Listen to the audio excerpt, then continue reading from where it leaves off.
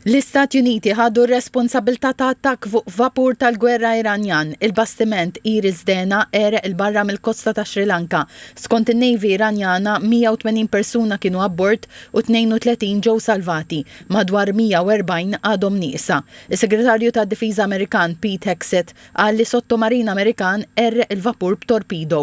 Uffiċjali fi Sri Lanka qalu li meta wassu fuq il-post sabu biss dajjes ta' salvataġġ. Żied li Sri Lanka ma tistax tikkonferma ma xwassal għat-talba għall-għajnuna.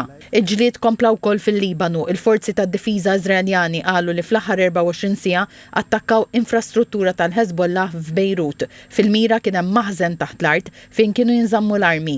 Iżrael qal li residenti fiż-żona ġew imwissija biex jevakwaw qabel l-attakki. Matul il-lejl, Iżrael laqat subborg u lukanda f'Bejrut.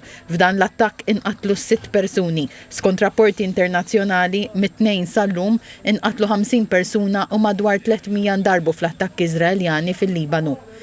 Il-forzi tad-difiża tan-NATO waqqgħu missila diretta lejn l-ispazju tal-ajru tat-Turkija.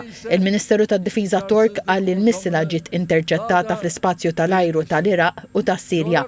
Żied li ma ġew irrappurtati l-ebda mwiet jew midruba. Il-Gvern Tork wissa lil partijiet kollha fil-gwerra biex jieqfu milli jieħdu passi li jistgħu iwasslu għall-eskalazzjoni tal-konflitt.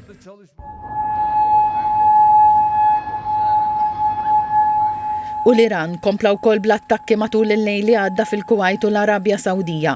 Il-gwerra tolqot ukoll l-ivvjaġġar. Il-Gvern Ċipriot qal li l-ispazju tal-ajru tiegħu għadu miftuħ. Dan minkejja rapporti fil-midja li kien ingħalaq. Madankollu ajruplan tal-passiġġieri minn Ateni lejn Larnaca kellu jirritorna lejn il-kapitali. Il-Gvern Ingliż ħabbar ukoll titjira tar-ripatrijazzjoni minn Oman għaċ-ċittadini tiegħu. Il-konflitt qed jolqot ukoll is-swieq tal-enerġija. Fir-Renju Unit il-prezz tal-gass laħaq l-ogħla livell fi 3 snin u fl-Ewropa il-prezz aktar milli rdoppja. Iż-żejt qabeż il-$85 il-barmil għall-ewwel darba minn Lulju tal-2024. Fit-Tajlandja bdew sriebet twal fil-pompi tal-petrol minħabba biża' ta' nuqqas ta' fuel. Il-Ministeru tal-Enerġija Tajlandiż appella biex ma jkomplix inħoloq paniku u assigura li r-riservi tal-fuel huma stabbli.